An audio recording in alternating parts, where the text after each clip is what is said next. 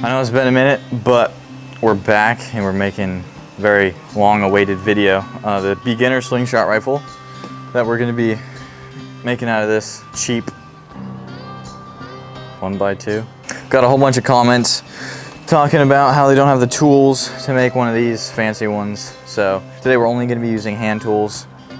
Well, no power tools except for a drill. So a saw, maybe a rasp, drill, sandpaper, all that kind of thing. So you shouldn't have any excuses. You should be able to get your hands on some of those hand tools. When it's all said and done, the slingshot rifle shouldn't be more than $50, give or take. We're not gonna have a template because it's 3 main pieces of wood put together. As long as you listen to the measurements for where to cut, you shouldn't need a template. So I'm gonna kind of brainstorm a little bit and then start putting it together. Wood. This is walnut. I would recommend staying away from like... Hey bud. I'm sorry. You're good, what? I'm gonna go to the market and I'll be right back and then I'll make you lunch. Okay. Thanks, Mom. I would recommend staying away from pine. Oak's a really good option. I would definitely go for oak though, just because it's strong for how cheap it is. And when you're in the store, kind of look down it and make sure it's not super warped. This was the straightest one I could find. It only warps at the end, so we're gonna make our slingshot rifle out of this, pretty much there. First things first, we're gonna take our speed square here, cut the end off, make sure it's square. From there, we're gonna make this 42 inches, like that. First cut right here, just to square off the back end, you're gonna need a saw. Okay, next cut is the 42-inch mark.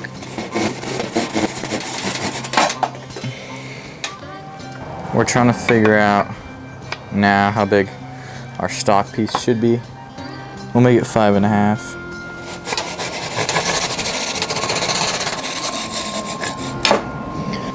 This is gonna go something like that. Next cut is for the handle. We're gonna cut a 5-inch section. That's gonna be our handle. I think we'll cut one more support piece that'll go from the stock up to here somewhere, just to make it a little more stable. We've got our 42-inch section here. What we're gonna do is take our spare piece of wood, place it under here, make a mark there, and then make a mark here. And then now we have 2 cut lines for a support piece.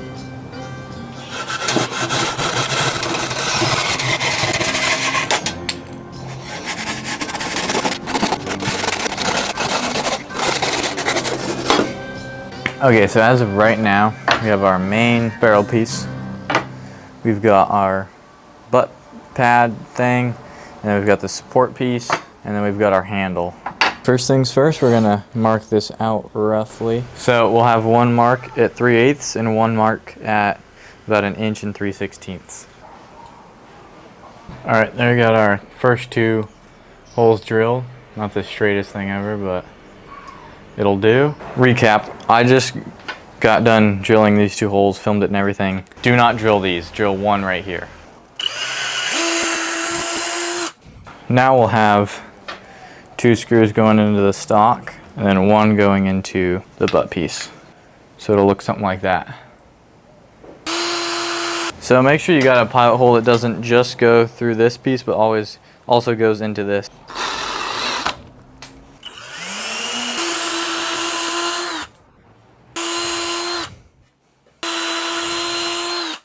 I think right around here we'll make our screw hole.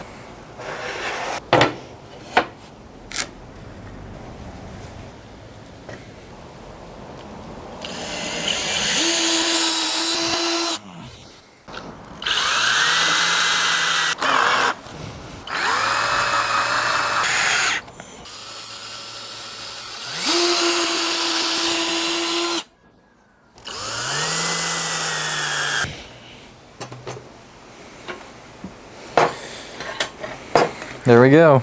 That's kind of the gist of the back end. Now we're just gonna work on the handle. Okay, as far as measurements go, we're going to have the stock go to 12 inches or 1 foot. And then from here, the sight, the red dot sight's going to go 2.5 inches to 14.5 inches right here. And then from the end of the sight, this trigger is going to start and go 3 inches to 17.5 inches. So we have a mark at 12 inches, 14.5 inches, and 17.5 inches. Trigger, sight, just stock. Somewhere in here, we've got to figure out where we're going to put our handle. For the handle, you kind of want to find a comfortable angle. I mean, you can stick it straight in like that if you want to, but I'm going to try to put mine at a little bit of a natural hand position. Make a mark on my approximate cut line, and that's what we're going to cut. We've got our handle that we're going to attach there somehow. We've got our Picatinny rail for our red dot. I'll have links to all these parts in the description of this video, so you can just click the link, buy the parts if you want to do the same thing I'm doing. This is going to go right here, and then our trigger mechanism, which is also going to be linked in the description, is going to go right here. So, should look something like that in the end. After some intense brainstorming, this is what I came up with. I'm just going to slide this handle back ever so slightly and use longer screws through the Picatinny mount that are going to go straight through the wood into the handle and still be able to reach the trigger. So that's kind of what we're looking at. I'm going to go ahead and kind of mark these up real quick, and we're going to make 2 screw holes going straight through Picatinny rail into the handle.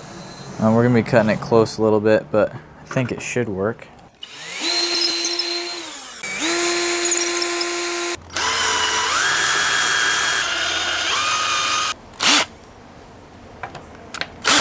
There we go, baby.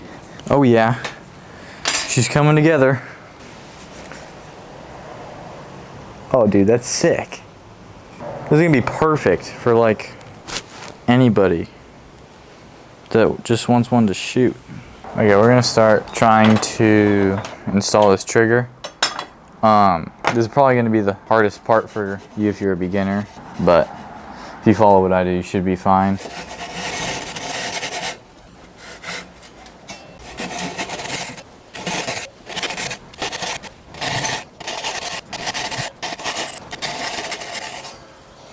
Slowly break these out like so.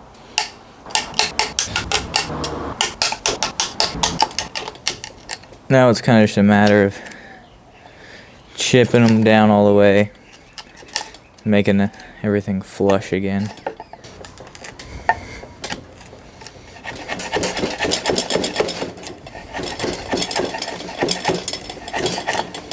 Okay, this is just a piece of 80 grit wrapped around a spare piece of wood.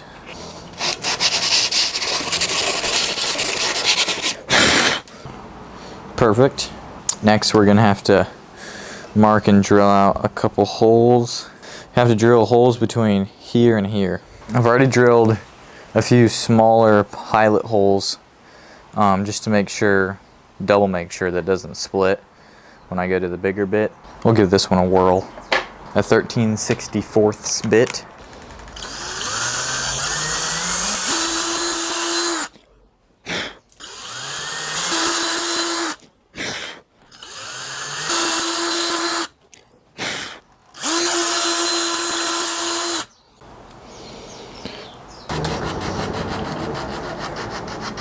Take our trigger mechanism. That's what we're after. We got plenty of travel to set it off. Alright, for this part my microphone died, but you're just securing the trigger to the Slingshot rifle.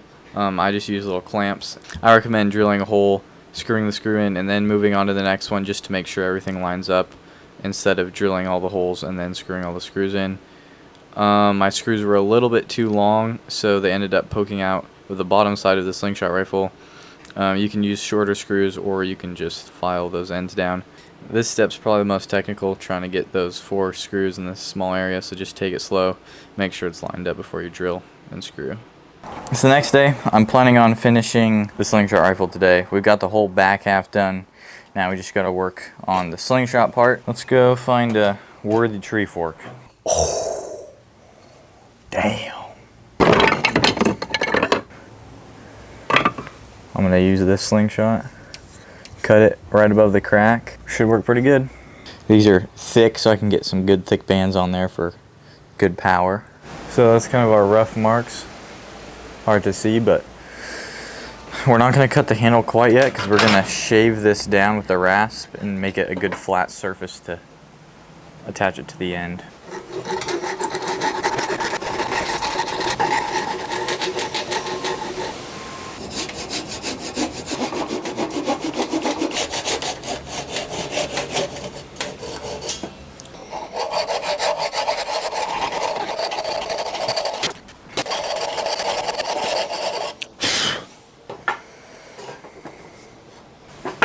I'm gonna sand this down real quick and then we'll work on the other side. I just got some 80 grit and a flat surface.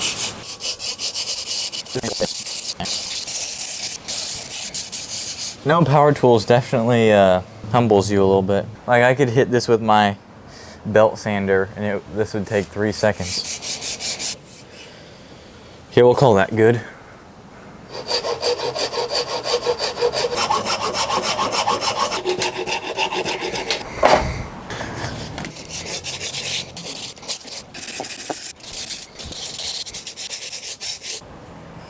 After a lot of rasping and sanding. Alright, as far as tips go, if you've watched my other videos, you kind of know how this works.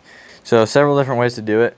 What I'm going to do is make a shallow cut with the saw to get me started. Then I'm going to saw with the circular blade thing. Then I'm going to use probably the circular file to get it all nice and tidy.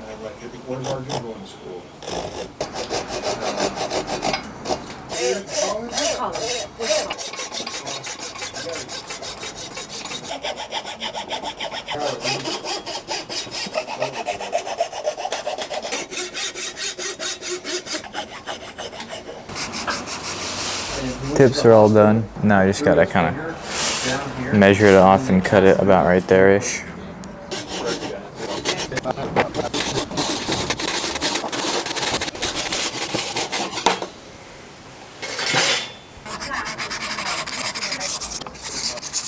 That is our slingshot end piece. That's just gonna stick right on the end like that. We're gonna drill 2 holes through this thing.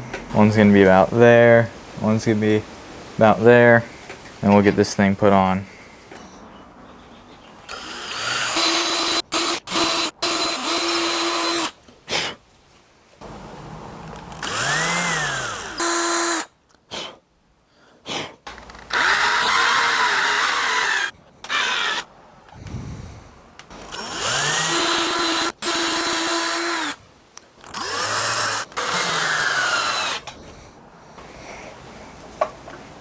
That's what we're looking like.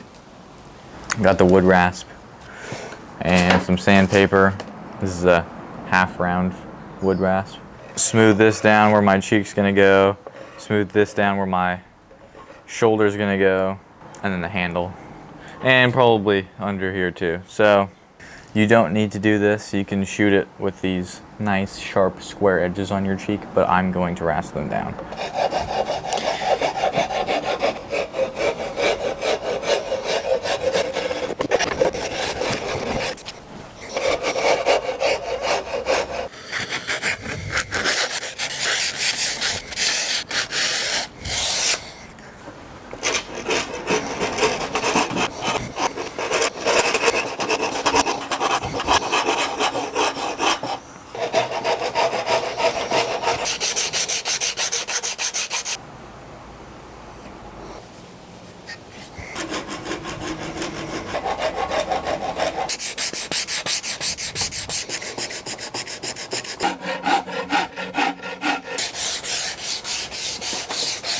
Kind of thinking it'd be cool to put a bipod on this thing, and since this is for beginners, I'm just going to put a tree fork bipod on it. So I'm going to cut it about right there. Slap that thing like this, and we're gonna have a bipod made out of a tree fork.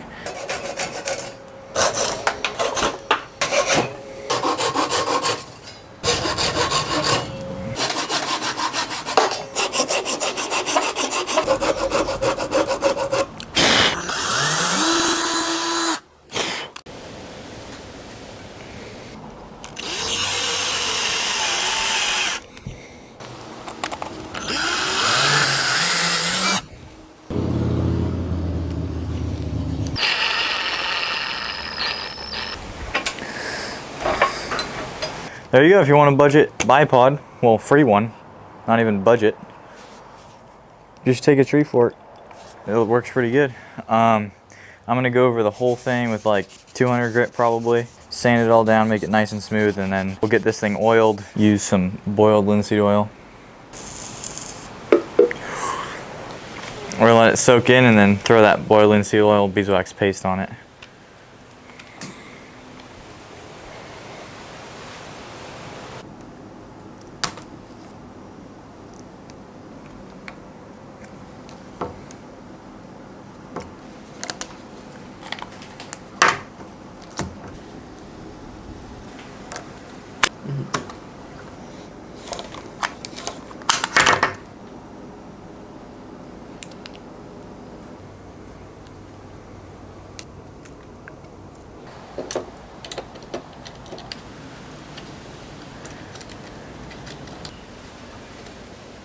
We got the last coat of oil on this thing, the boiled linseed oil and beeswax paste.